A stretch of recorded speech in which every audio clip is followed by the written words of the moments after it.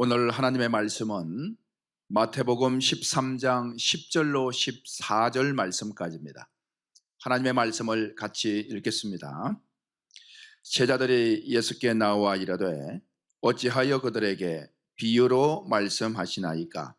대답하여 이르시되 천국의 비밀을 아는 것이 너희에게는 허락되었으나 그들에게는 아니 되었나니 무릇 있는 자는 받아 넉넉하게 되되 없는 자는 그 있는 것도 빼앗기리라.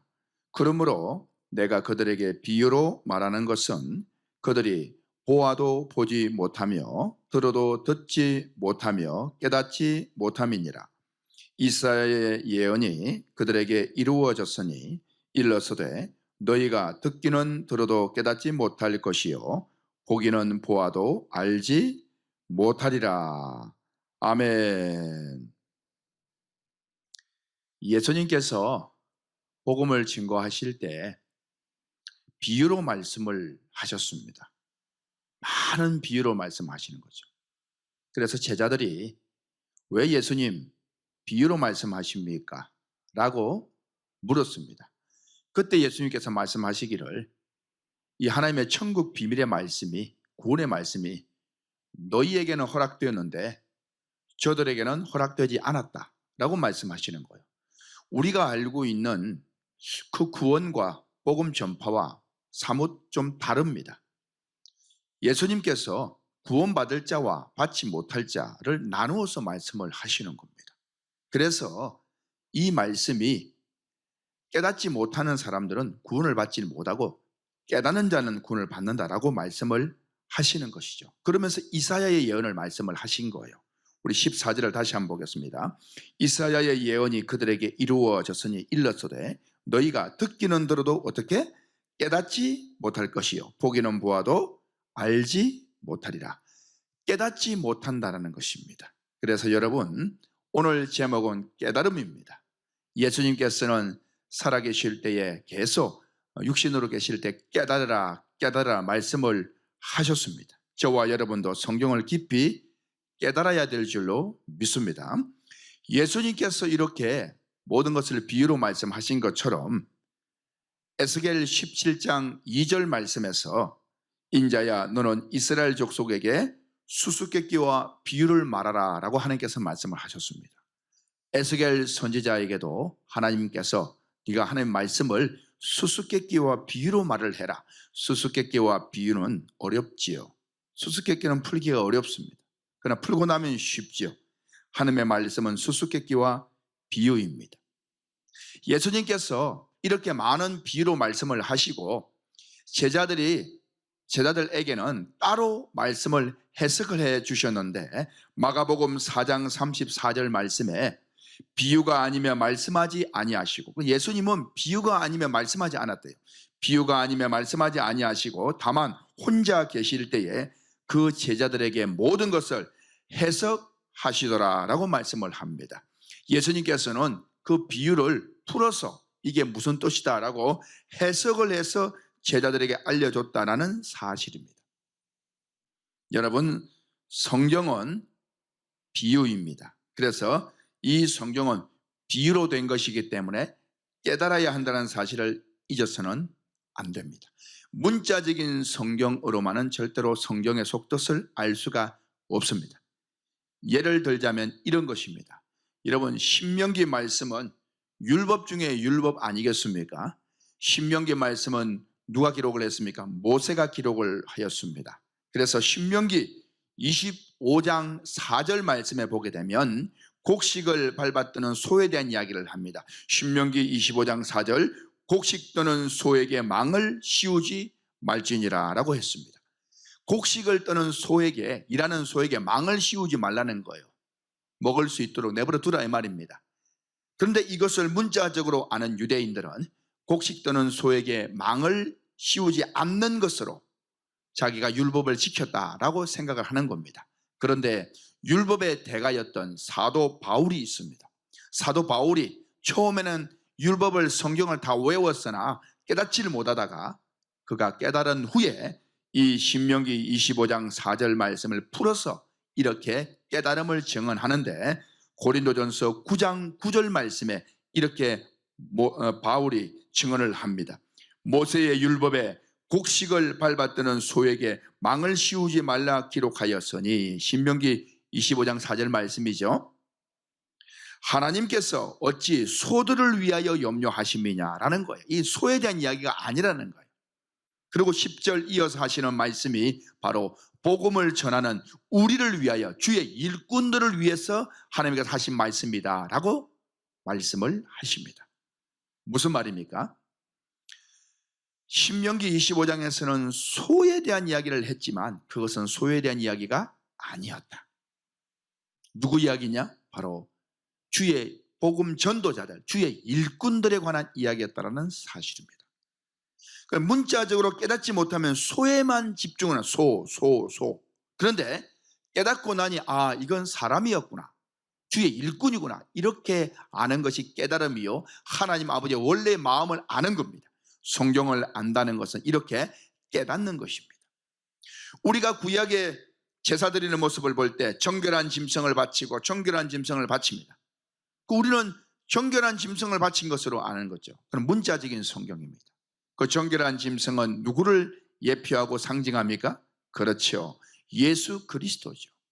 그 짐승을 볼 때 예수님으로 알았어야 된다는 사실, 이게 깨달음입니다. 또 한 예를 들자면 이스라엘 백성들이 출애굽해서 홍해를 건넜습니다. 홍해에 놀라운 기적의 역사가 일어났거든요. 그런데 그 홍해가, 실제로 홍해를 건넜지만 그 홍해는 의미가 있다는 것입니다. 그냥 홍해를 건넜다라는 게 아닙니다. 기적을 경험했다라는 것이 아닙니다. 홍해라는 사실은 이스라엘 백성들이 바닷속에 들어가서 다시 나온 것은 바로 물속에 들어갔다 나온 세례를 받고 나간다라는 의미를 두고 있습니다. 홍해는 세례를 의미하는 것이었습니다. 그래서 사도 바울이 그전에는 깨닫지 못하였으나 그가 깨닫고 고린도전서 10장 2절 말씀에서 이렇게 증언합니다. 모세에게 속하여 다 구름과 바다에서 세례를 받고, 자, 구름과 바다, 홍해 바다죠. 뭘 받고? 세례를 받고. 홍해 사건은 세례 사건이라는 것을 깨달은 것이지요. 광야에서 반석에 물이 나오는 역사가 있었습니다. 그 반석은 무엇을 의미하냐? 물론 반석에서 물이 나와서 실제로 홍해도 실제로 건넜습니다. 그러나 의미하는 것이 홍해는 세례요, 그 반석은 바로 예수님을 의미한다라는 겁니다. 반석을 치니까 물이 나온 것은 예수 그리스도의 십자가에서 보혈을 흘려서 우리를 살렸다라는 것을 의미하는 것이죠. 그래서 사도 바울이 깨닫고 고린도전서 10장 4절 말씀에 이렇게 기록을 합니다. 다 같은 신령한 음료를 마셨으니 이는 그들을 따르는 신령한 반석으로부터 마셨다. 그렇죠, 반석에서 물이 나왔으니까 그 반석은 곧 뭐랬습니까? 그리스도시라. 할렐루야. 네, 그렇습니다. 그래서 그 반석은 돌에 대한 이야기가 아니고 예수님에 대한 말씀이다라는 것을 성경은 기록을 합니다. 이것이 깨달음입니다. 예수님께서 전도하시면서 마태복음 16장에서 이렇게 말씀을 하십니다. 마태복음 16장 6절 말씀에 예수께서 이르시되 삼가 바리새인과 사두개인들의 누룩을 주의하라, 이렇게 말씀을 하신 거예요. 바리새인과 사두개인들의 누룩을 주의하라. 그러니까 제자들이 서로 수군수군하면서 야, 우리가 떡을 가지고 오지 않아서 떡을 준비 못해서 예수님 하시는 말씀인가 보다 라고 생각을 했지요. 그때 예수님께서 아시고 제자들에게 말씀하시는 거예요. 너희가 아직도 깨닫지 못하겠느냐? 내가 하는 말이 떡에 관한 말이 아닌 줄 아직도 알지 못하겠냐? 왜 깨닫지 못하느냐? 그러시면서 주님께서 또다시 말씀하십니다. 바리새인과 사두개인들의 누룩을 주의하라, 그렇게 말씀하신 거죠. 그제서 제자들이 깨달은 것입니다. 주님께서 말씀하시는 이 누룩은 떡에 관한 것이 아니고 이것은 바로 사두개인과 바리새인들의 교훈을 삼가하라는 것을 깨달은 것이죠. 예수님이 말씀하신 누룩은 떡이 아니었습니다. 바로 말씀의 떡을 말하는 것인데 교훈을 말하는 것이었습니다. 사두개인과 바리새인과 사두개인, 그들의 교훈을 조심해라, 그 말을 조심해라 라는 것을 비유로 누룩이라고 말씀을 하신 것이지요. 예수님을 따르던 제자들도 그 말을 깨닫지는 못했었어요. 예수님이 누룩이라는 비유로 말씀을 하셨기 때문에 그렇습니다. 그래서 여러분, 창세기부터 계시록까지 모든 성경은 사실 비유로 되어져 있는 것입니다. 이것을 문자적으로 아는 신앙은 성경을 안다고 말할 수가 없습니다. 이것을 깊은 그 뜻을 알아야, 깨달아야 되는 것이죠. 로마서 5장 14절 말씀에 아담에 관한 이야기를 합니다. 아담은 오실 자의 모형이다라고 말합니다. 오실 자가 누굽니까? 예수님입니다. 그럼 아담은 예수님의 그림자라고 말하는 것이지요. 우리는 아담을 볼 때 아담을 완전히 부정적으로 생각합니다. 아담은 죄를 지은 사람, 죄를 지은 사람, 죄를 지은 사람. 아담 때문에 우리가 이렇게 되었어. 그런데 성경은 아담은 오실 자의 모형이에요. 예수님의 모형이랍니다. 다시 말하면 아담을 보면서 예수님을 보라라는 것이지요. 그런데 우리는 아담을 생각할 때 예수님으로 생각을 못하지 않습니까? 그게 어떤 의미입니까? 바로 성경을 깨닫지 못한다는 것이에요. 하나님의 의도를, 하나님의 뜻을 전혀 알지 못한다는 것입니다. 그저 누룩 떡 생각했던 제자들과 똑같다라는 것입니다. 여러분, 이제부터는 누룩을 교훈이구나 라고 바로 알아듣는 것처럼 아담이 예수님이로구나 라는 것을 알 수가 있어야 됩니다. 우리가 성경을 깨닫지 못한다면 하나님 아버지의 뜻을 완전히 반대로 잘못 알고 신앙할 수밖에 없는 것이지요. 그래서 성경은 비유이기에 어떻게 깨달아야 됩니다. 성경을 깨닫되 그는 어떻게 깨달아야 되냐? 예수 그리스도로 깨달아야 될 줄로 믿습니다. 성경은 예수님으로 깨달아야 됩니다. 요한복음 5장 39절 말씀에서 예수님께서 말씀하십니다. 너희가 성경에서 영생을 얻는 줄 생각하고 성경을 연구하거니와. 그때 성경은 구약 성경이죠. 너희가 구약 성경에서 영생을 얻는 줄 생각하고 구약 성경을 연구하거니와. 이 구약 성경이 바로 곧 내게 대하여, 예수에 대하여 증언하는 것이니라 라고 말씀을 하셨습니다. 구약의 이야기가 전부 누구 이야기? 예수, 나에 대한 이야기다 라고 말씀을 하셨죠. 그러면서 46절 말씀에도 이렇게 증언합니다. 모세를 믿었더라면 또 나를 믿었으리니 이는 그가, 모세가 내게 대하여 기록하였습니다 라고 말씀을 하셨습니다. 모세가 기록한 것은 율법이지만 사실은 누구에 대하여? 예수님에 대하여서 기록을 했다라는 사실입니다. 그걸 예수님께 직접 말씀을 하셨어요. 그럼 여러분, 구약의 사람들이 정말로 모세가 예수님에 대해서 기록을 했다면 구약 성경을 바라볼 때 예수로 알아야 될 것 아니겠습니까? 그러면 구약의 사람들도 구약 성경을 보면서 예수를 깨달았을까요? 구약 사람들이 정말 예수님을 잘 알았을까요? 구약 사람들은 예수를 믿음으로 구원을 받았을까요? 아니면 율법을 실천함으로 구원을 받았을까요? 많은 사람들이 헷갈려 합니다.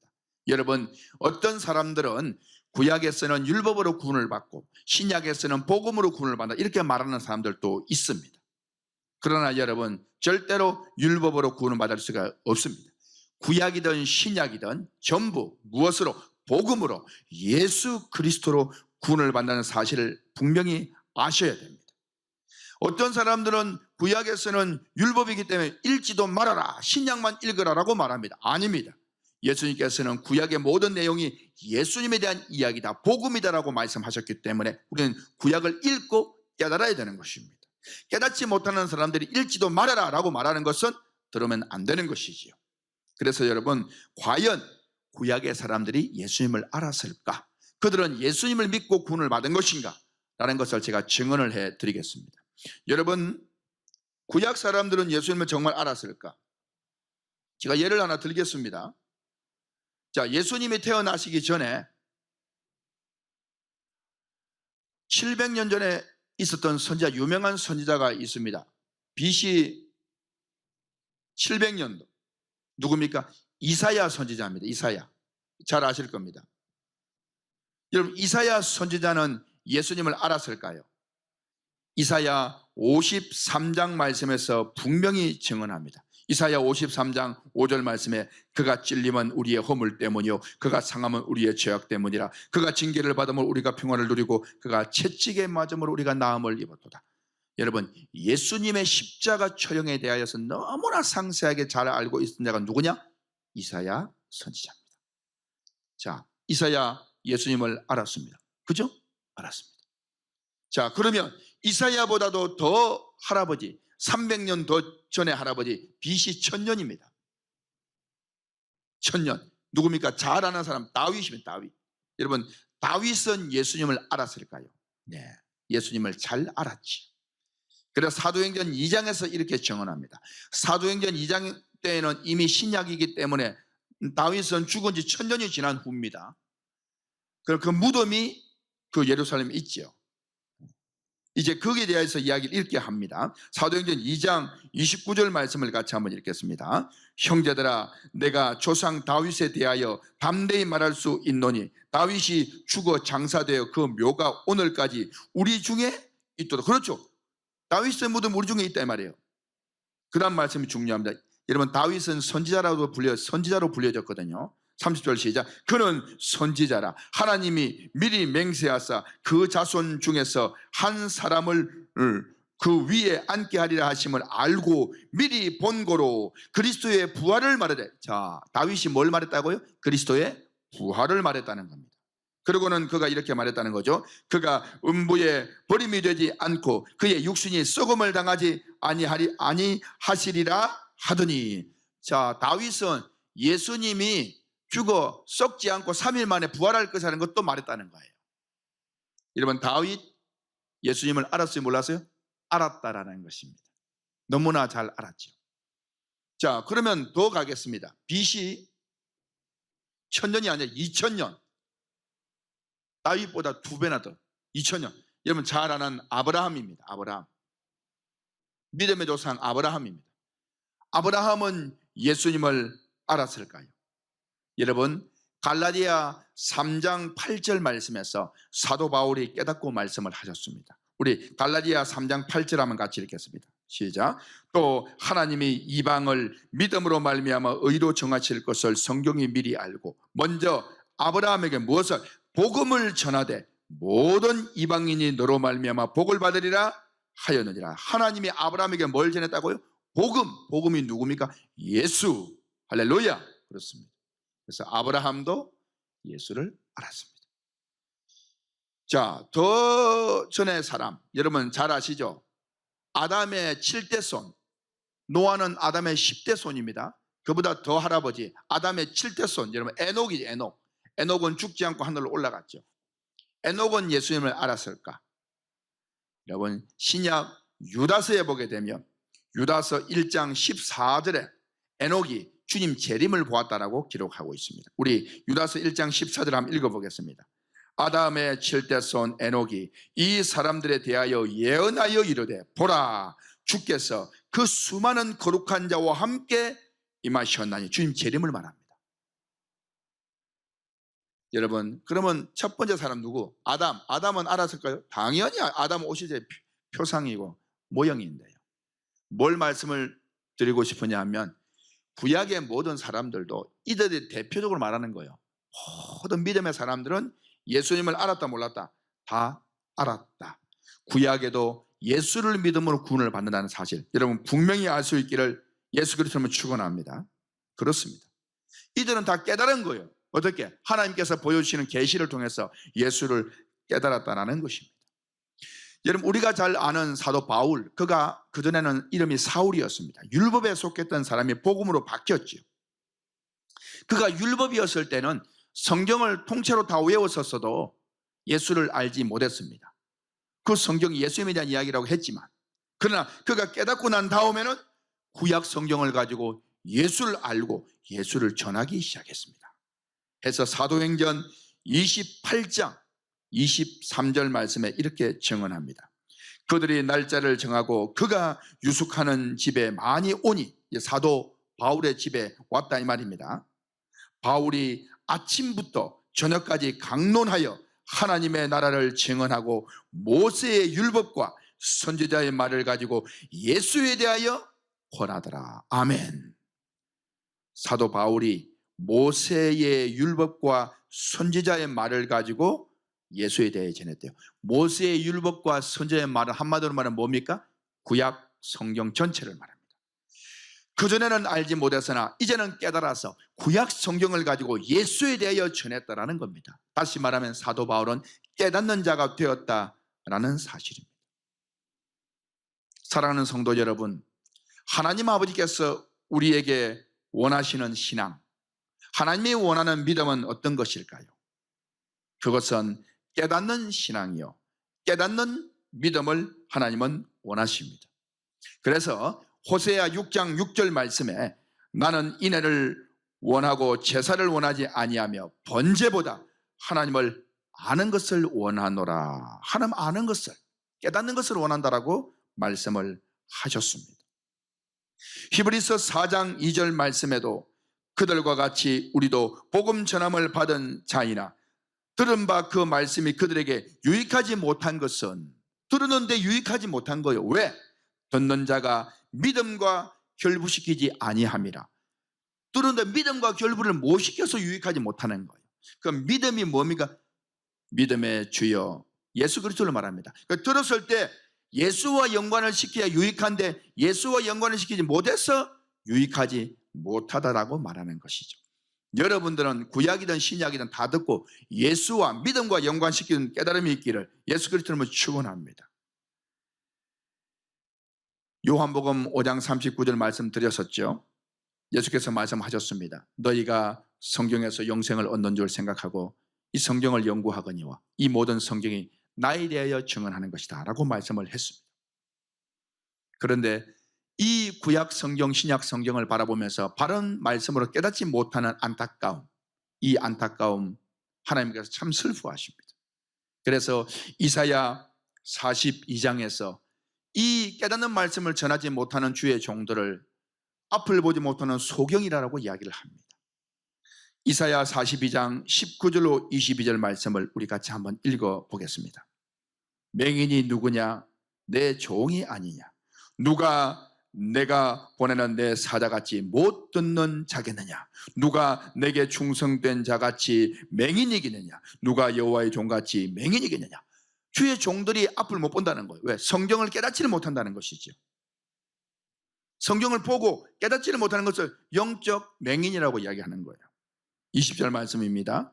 네가 많은 것을 볼지라도 유의하지 않고 본다는 거예요. 다시 말하면 히브리서 4장 2절 말씀처럼 믿음과 결부시키지 않고 본다는 거예요. 예수로 메시아로 깨닫지 못하고 본다는 것입니다. 많은 것을 볼지라도 유의하지 아니하며 귀가 열려 있을지라도 듣지 아니하는도다. 여호와께서 그의 의로 말미암아 기쁨으로 교훈을 크게 하며 존귀하게 하려 하셨으나 이 백성이 도둑 맞으며 탈취를 당하며 다 굴 속에 잡히며 옥에 갇히도다. 노략을 당하되 구할 자가 없고 탈취를 당하되 되돌려 주라 말할 자가 없도다. 이 백성이 도둑을 맞는다는 것입니다. 여러분, 오늘날에 깨닫지 못하는 성경을 듣게 되어지면 사실은 그 영혼이 다 도둑 맞는 것입니다. 그래서 마태복음 13장 19절 말씀에서 우리 주님께서 아무나 천국 말씀을 듣고 깨닫지 못할 때는 악한 자가 와서 그 마음에 뿌려진 것을 빼앗나니 이는 곧 길가에 뿌려진 자요라고 말씀을 합니다. 천국 말씀을 듣고 깨닫지 못하는 자는 그 말씀이 다 있는 것 같아도 깨닫지 못하는 성경은 다 뺏긴 거나 마찬가지입니다. 여러분, 성경은 창세기부터 계시록까지 어떻게 비유로 된 것이기 때문에 깨달아 알아야 됩니다. 무엇으로? 메시아 예수 그리스도로.